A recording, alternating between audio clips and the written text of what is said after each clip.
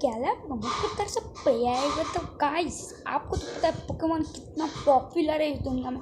तो गाइस हर एक पोकेमॉन एक एनीमे है और आई थिंक सो सारे एनीमे की मिनिमम एक मूवी तो होती है।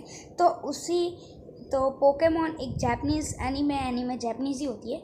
तो उसका जो फर्स्ट मूवी है म्यूटू का बदला, उसके बारे में मैं रिव्यू देना चाहता हूँ। अगर आपको पूरी मूवी देखनी है तो लिंक इन द डिस्क्रिप्शन ज़रूर से चेकआउट करिएगा। अगर नहीं की तो आपका ही नुकसान है, मतलब आप नहीं देख पाओगे मूवी, तो कोई बात नहीं। तो चलिए बिना किसी देरी के वीडियो को स्टार्ट करते हैं। तो गाइस जैसे कि आप लोगों को पता है कि म्यू एक मिथिकल पोकेमॉन है और उसी के डीएनए से म्यूटू को बनाया गया है। आप लोगों को पता ही होगा, अगर जिनको नहीं पता उनको मैं बता देता हूँ कि म्यू के ही डीएनए से म्यूटू को बनाया गया है। अब इसका नाम म्यूटू इसलिए पड़ा क्योंकि टू क्लोन को दर्शाता है और यह म्यू के डीएनए से बना है, इसलिए इसका नाम म्यूटू रखा है। इसके साथ 3 कांटों के स्टार्टर्स मतलब बल्बासोर, स्क्वार्टल और चारमेंडर भी मतलब बने थे, पर वो अचानक गायब हो गए।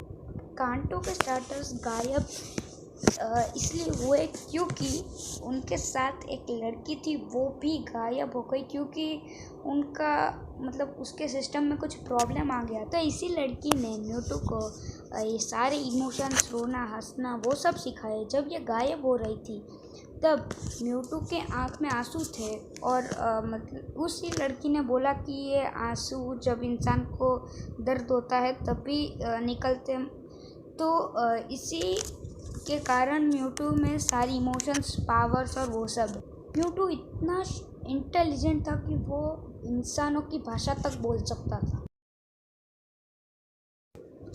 जब म्यूटू का जन्म होके म्यूटू की नींद या तो कह सकते म्यूटू जागा, तब साइंटिस्टों मतलब खुश होने लगे क्योंकि उनका आविष्कार सफल हो। फिर म्यूटू ने पूछा कि मैं कौन हूँ, तो सारे साइंटिस्ट बोले कि तुम दुनिया की सबसे शक्तिशाली पोकेमॉन हो। बस यही सुनने के बाद म्यूटू ने पूरी लेबोरेटरी को तहस नहस कर दिया ताकि वो दर्शा सके कि वह सबसे शक्तिशाली पोकेमॉन।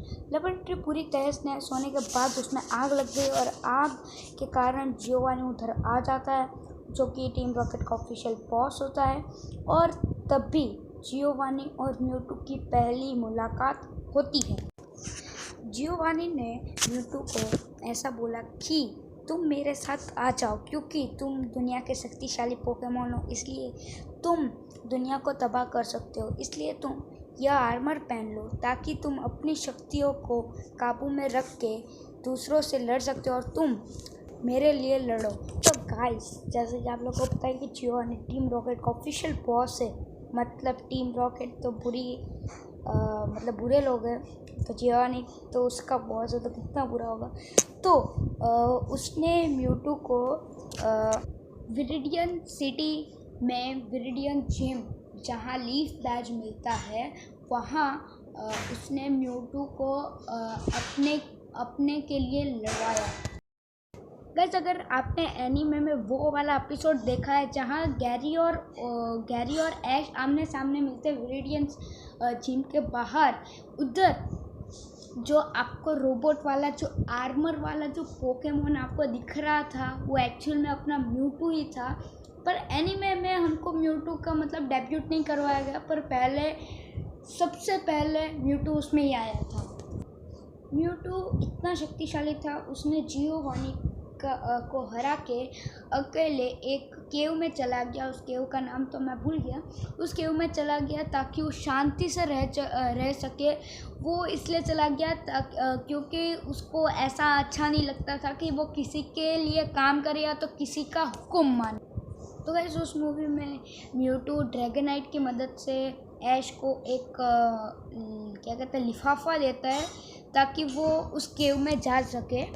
उसने सिर्फ ऐश को नहीं कई सारे ट्रेनर्स को उधर केव में बुलाया था ताकि मतलब वो अपनी शक्ति का प्रदर्शन कर सके। और फिर आपको तो पता है कि तब उसके बाद म्यूटू ने सारे पोकेमॉन एक पोकेबॉल जैसा एक अलग मॉन्स्टर बॉल था उसका नाम शायद से, उसमें सबको कैद कर। ताकि वो सारे पोकेमॉन्स का क्लोन बना सके जो रियल पोकेमॉन से ज़्यादा शक्तिशाली। ये बात अपने हीरो ऐश को अच्छी नहीं लगी, इसलिए उसने म्यूटू को एक पंच मारा। अब म्यूटू था साइकिक टाइप का पोकेमॉन, इसलिए उसने अपनी शक्ति से ऐश को बहुत दूर फेंक दिया और उसी के मतलब तब म्यू आ जाता है और म्यू अपने ऑरा या तो कह सकते बबल की सहायता से ऐश को बचा लेता है। म्यू के आने के बाद पूरी मूवी का सबसे मेन पार्ट या तो कह सकते सबसे इंटरेस्टिंग पार्ट चालू हो जाता है, मतलब कि म्यू और म्यूटू का घमासान युद्ध चालू हो जाता है। और दूसरी साइड असली मतलब कह सकते हो रियल पोकेमॉन और क्लोन पोकेमॉन में भी मतलब लड़ाई चल रही थी, तो वो सब लड़ाई देखकर सारे ट्रेनर्स और उनको अच्छा नहीं लगा। इनमें जो फाइटिंग हो रही थी वो ऐश को भी अच्छी नहीं लगी और ऐश को भी पता था कि ये दोनों ही बहुत ही शक्तिशाली पोकेमॉन थे, क्योंकि म्यू एक मिथिकल पोकेमॉन था और म्यूटू एक लेजेंडरी पोकेमॉन था। और आप तो सोच ही सकते हो कि मिथिकल और लेजेंडरी पोकेमॉन बहुत शक्तिशाली होते ही है, और अगर उनमें लड़ाई हो गई तो दुनिया तबाह भी हो सकती है। इसलिए आप लोग तो सोच रहे होंगे कि कितना शक्तिशाली युद्ध हुआ होगा। आपको तो पता, मूवी देख लेना, आपको पता चल जाएगा। और जब वो दोनों अपने ऑरा के अंदर से पता नहीं कहाँ से मतलब अपना एक पावर यूज़ कर रहे थे दोनों एक जैसा, तो कह सकते हो जैसे कि आप देख पा रहे इधर, तो जो बीच में बॉल क्रिएट हुआ उसमें ऐश कूद पड़ा, क्योंकि अगर ये दोनों टकराते तो आपको तो पता है दुनिया तबाह हो सकती है, क्योंकि दोनों शक्तिशाली थे।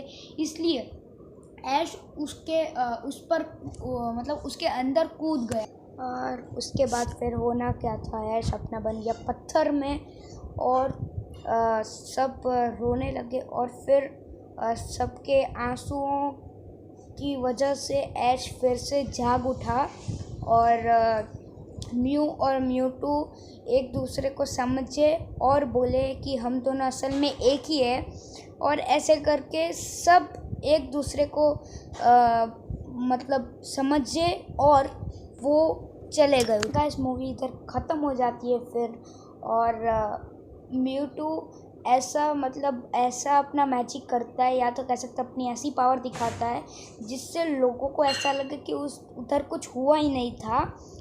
म्यू और म्यूटू ऐसा करते हैं और फिर मूवी हमारी ख़त्म हो जाती है।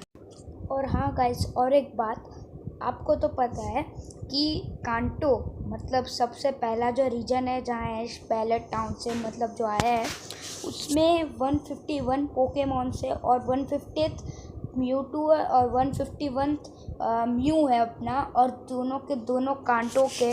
अब ये मत समझना कि म्यू होयन रीजन का है, दोनों के दोनों कांटो रीजन के हैं। बस यही मेरी वीडियो और अपनी मूवी ख़त्म होती है, मूवी का एक्सप्लेनेशन। और गाइस आप नीचे कमेंट में बताना कि आपको यह मूवी कैसी लगी। मेरी हालत भाई साहब ख़राब हो गई वीडियो बनाने में, तो आप नीचे कमेंट पे ज़रूर लिखना। लाइक शेयर सब्सक्राइब कर देना, और मैं तो फिर किसी एक नई वीडियो में till then take care and bye bye.